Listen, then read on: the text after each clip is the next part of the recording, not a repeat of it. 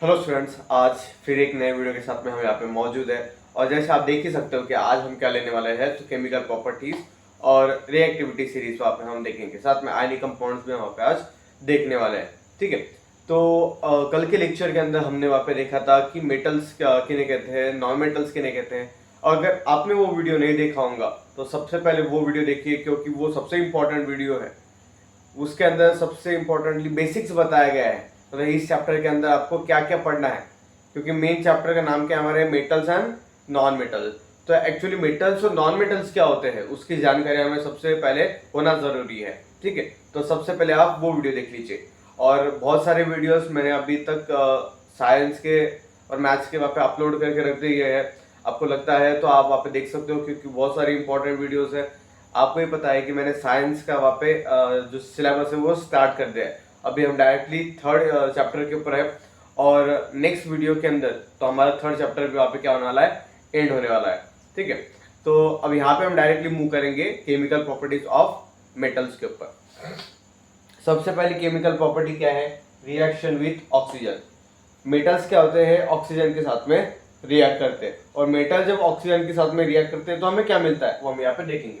ठीक है, जब मेटल ऑक्सीजन के साथ में रिएक्ट करे तो हमें क्या मिलने वाला है, मेटल ऑक्साइड। हमेशा ध्यान में रखना, जब भी मेटल और ऑक्सीजन साथ में रिएक्ट करे तो हमेशा हमें क्या मिलेगा, मेटल ऑक्साइड। आई होप आप ध्यान में रखेंगे ना ध्यान में। हाँ, चलो इसका एग्जांपल क्या है, जैसे मैग्नीशियम मेटल लिया मैंने, Mg मतलब क्या होता है, मैग्नीशियम किसके साथ में रिएक्ट कर रहा है, ऑक्सीजन के साथ में, मतलब मेटल और ऑक्सीजन रिएक्ट कर रहे हैं। क्या मिला हमें, metal oxide, that is magnesium oxide. बराबर। अब यहाँ पे एक इंपॉर्टेंट बात हमें ध्यान में रखना है कि मेटल ऑक्साइड का नेचर होता कैसा है, एसिडिक होता है क्या या बेसिक होता है, वो हमें देखना है। और ये बात ध्यान में रखना है, इंपॉर्टेंट है। Metal oxides are generally basic, इनका नेचर कैसा होता है, तो बेसिक होता है।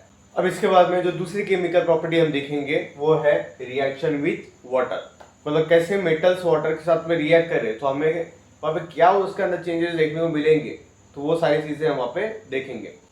सबसे पहले हम देखेंगे पोटेशियम और सोडियम। ठीक है, आपने कहीं ना कहीं देखा होगा कि जब पोटेशियम या सोडियम, ठीक है, अगर हम उसे क्या करें, उसे हम पानी के अंदर डाल दें, है ना। आपने कहीं ना कहीं वीडियोस भी देखे होंगे कि हमने कहीं ना कहीं तालाब के अंदर अगर सोडियम को फेंक दिया तो कैसा होता है, एकदम ऐसा कभी लगता है कि ऐसे बॉम्ब फट गया है, मतलब रिएक्ट वायलेंटली, मतलब पानी के साथ में बहुत खतरनाक तरीके से वो करते हैं react.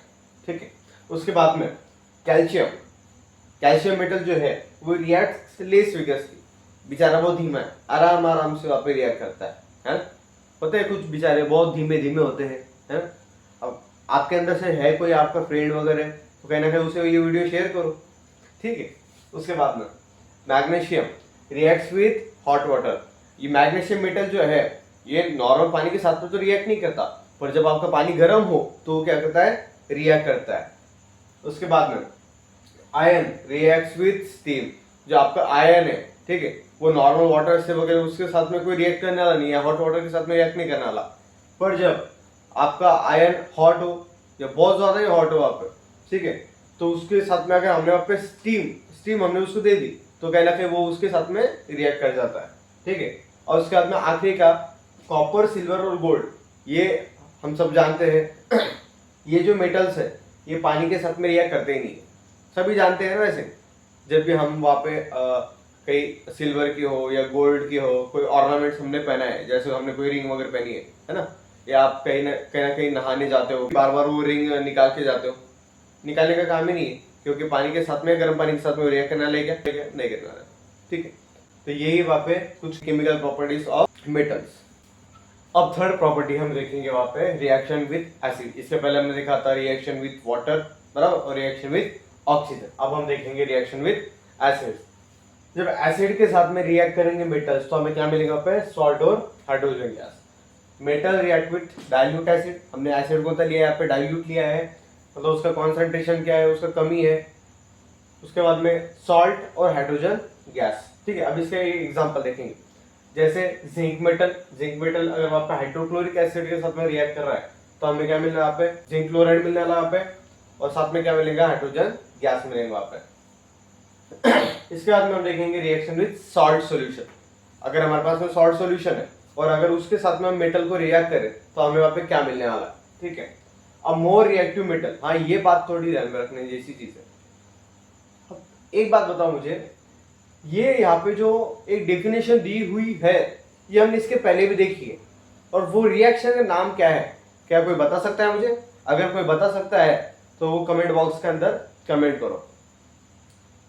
A more reactive metal displaces a less reactive metal. इसका आंसर मुझे वहां पे कमेंट बॉक्स में ही चाहिए, मैं इसका आंसर अब यहाँ पे बताऊंगा आपको नहीं। A more reactive metal displaces a less reactive metal, मतलब ऐसा मेटल जो बहुत ज्यादा रिएक्टिव होता है वो क्या करता है, जो लेस रिएक्टिव मेटल है तो उसकी क्या कर लेता है, तो वो जगह ले लेता है, ठीक है। तो इसका एग्जांपल देखेंगे आप। इसके पहले भी ये रिएक्शन हमने कहीं ना कहीं देखी हुई है, आई थिंक फर्स्ट चैप्टर के अंदर देखी हुई है हमने। आई होप आपको यहाँ से कुछ ना कुछ लॉजिक लग रहा होगा। एग्जांपल देखो इसका, जिंक प्लस कॉपर सल्फेट, ये जब रिएक्ट करेंगे तो हमें क्या मिलेगा, जिंक सल्फेट प्लस कॉपर। मतलब जिंक क्या है, मोर रिएक्टिव मेटल है, और कॉपर क्या है, उससे कम रिएक्टिव मेटल है, ठीक है। तो अब क्या हो रहा है, तो ये जिंक इस सल्फेट के साथ में क्या हो रहा है, फिर वहां पे अटैच हो रहा है, तो यहाँ पे जिंक सल्फेट मिल रहा है क्योंकि जिंक क्या है, मोर रिएक्टिव है, ठीक है। और कॉपर क्या है, बेचारा हमारा सादा है, बेचारा निकल गया एक साइड में। रिएक्टिविटी सीरीज, अभी हमने जो देखा पॉइंट था वो था केमिकल प्रॉपर्टीज, ठीक है। अब हम देखेंगे वहाँ पे रिएक्टिविटी सीरीज। बहुत इंपॉर्टेंट टॉपिक है, ध्यान में रखना ही होगा क्योंकि कहीं ना कहीं पेपर के लिए बहुत इंपॉर्टेंट है, ठीक है। रिएक्टिविटी सीरीज, अब यहाँ पे क्या है, बहुत सारे मेटल्स बताए हुए हैं और कौन सा मेटल सबसे ज्यादा रिएक्टिव है, ठीक है, तो वो हमें यहाँ पे देखना है। अभी हमने जो एग्जांपल लिया था, ठीक है, इसके पहले तो वहाँ पे कौन से दो मेटल थे, एक था जिंक और दूसरा मेटल कौन था वहाँ पे कॉपर, ठीक है। अब यहाँ से आप देख सकते हो कि zinc is more reactive metal than copper. बात समझ में आ रही है क्या? तो ऐसे हमने वहां पे वो एग्जांपल लिया था। तो वैसे ही यहाँ पे बहुत सारे मेटल्स है, आप देख सकते हो यहाँ पे, आपको ध्यान में रखना पड़ेगा। अगर आप ध्यान में रखोगे तो आपको बहुत काम आएगा। Potassium is more reactive than sodium, sodium is more reactive than calcium, calcium is more reactive than magnesium, magnesium is more reactive than aluminium, aluminium is more reactive than zinc, zinc is more reactive than iron, iron मतलब Fe, Fe is more reactive than Pb, that is lead, lead is more reactive than hydrogen, hydrogen is more reactive than copper, copper is more reactive than, copper is more reactive than mercury, Hg, mercury is more reactive than Ag, that is silver, and it is more reactive than aurum, Au means gold. उसके बाद में हम देखेंगे ionic compounds, ठीक है। Ionic compounds कैसे form होते हैं, ठीक है, वो हमने देखना है, उसका फॉर्मेशन में देखेंगे। मेटल इलेक्ट्रॉन लॉस करे, मेटल लॉसेस इलेक्ट्रॉन, जब मेटल इलेक्ट्रॉन को लॉस कर दे तो हमें क्या मिलते हैं, आयनिक कंपाउंड मिलते हैं। या जब नॉन मेटल इलेक्ट्रॉन गेन कर दे, मतलब जब नॉन मेटल इलेक्ट्रॉन्स को ले लेंगे फिर भी क्या बनने वाला है, तो आयनिक कंपाउंड बनने वाला है। उसके में opposite ions attract each other, जो पॉजिटिव और नेगेटिव आयंस हमारे होते हैं, राइट, तो वो जब साथ में आते हैं तो भी क्या होता है, एक आयनिक कंपाउंड पे फॉर्म होता है। अब हम देखेंगे प्रॉपर्टीज ऑफ आयनिक कंपाउंड, कुछ खासियत क्या है आयनिक कंपाउंड्स के, ठीक है, वो हम देखेंगे, है ना। हर एक इंसान की कुछ ना कुछ खूबियां होती है, खासियत होती है, तो वैसे ही यहाँ पे आयनिक कंपाउंड की भी खासियत है ना, जैसे आपकी भी कुछ ना कुछ खासियत है, right. High melting and boiling point, जैसे हमने यहाँ पे मेटल्स के बारे में देखा था, मेटल्स भी कैसे थे, उनका भी जो मेल्टिंग पॉइंट वगैरह था तो कैसा था, हाई था।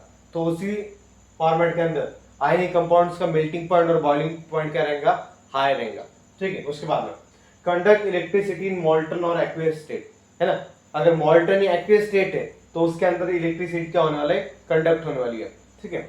उसके बाद में हार्ड एंड ब्रिटल, कैसे होते हैं, हार्ड होते हैं और ब्रिटल होते हैं, ब्रिटल मतलब नाजुक होता है, ठीक है। यूजुअली सॉल्युबल इन वाटर, मतलब पानी के अंदर, वाटर के अंदर तो आसानी से क्या होते हैं, वो घुल जाते हैं, ठीक है, तो that is usually soluble in water.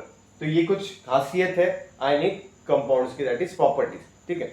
अब इसके बाद में और एक इंपॉर्टेंट वहाँ पे पॉइंट्स वगैरह रहेंगे तो वो हम कल के वीडियो के अंदर वहाँ पे देखेंगे।